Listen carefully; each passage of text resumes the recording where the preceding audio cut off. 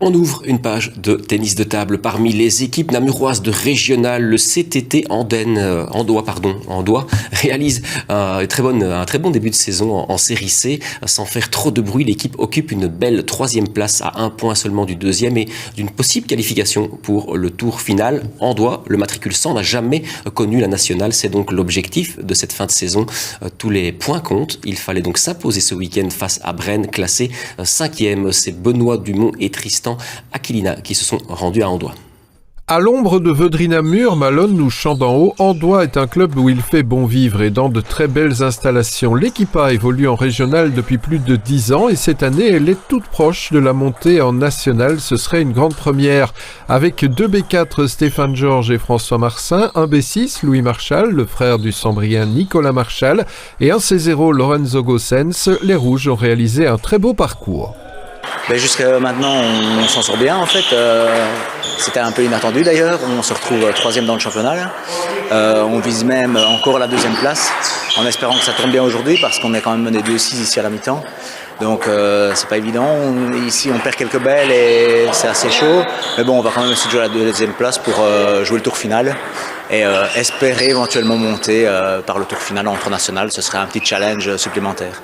On visait le maintien comme déjà l'année passée, on se retrouve 3e, l'équipe tourne bien, on s'entend bien, c'est le principal. Là aujourd'hui l'équipe visait un peu, on espérait jouer la 2e place, on n'avait plus trop droit à l'erreur. Aujourd'hui malheureusement il y a Braine qui vient avec la grosse équipe, donc c'est quand même compliqué. Mais sinon dans l'ensemble la saison s'est bien passée. On est une équipe où ça se complète quand même très bien, on s'entend bien, donc je pense que c'est le principal pour jouer un championnat en régional. Face à Braine D, venu avec 4 B4, les joueurs locaux ont eu beaucoup de mal à s'en sortir. Le score est passé de 1-3, puis 1-5 et 2-6 à la pause en faveur des Brabançons. On est bien installé pour le maintien, on est 5e. L'équipe a eu des hauts et des bas en termes de joueurs disponibles. Mais voilà, on a su mettre les joueurs quand il fallait, gagner les matchs qu'il fallait. Donc là maintenant on a une position tranquille au classement. Donc Braine D, ça veut dire qu'il y a 3 équipes au-dessus. Vous avez des problèmes ou pas? Alors notre première équipe est en National 1 et elle est en tête pour l'instant.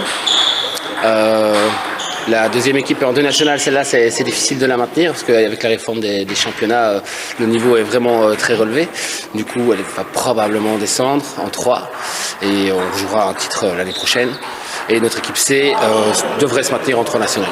On est encore 44 joueurs, donc on a toujours 8 équipes, donc ça c'est bien. On a 2 bons jeunes qui promettent. Théo Pinon qui s'entraîne à la province, qui a D6, qui devrait monter D4, D2. Et on a aussi Lucas Lazaron qui est à E2.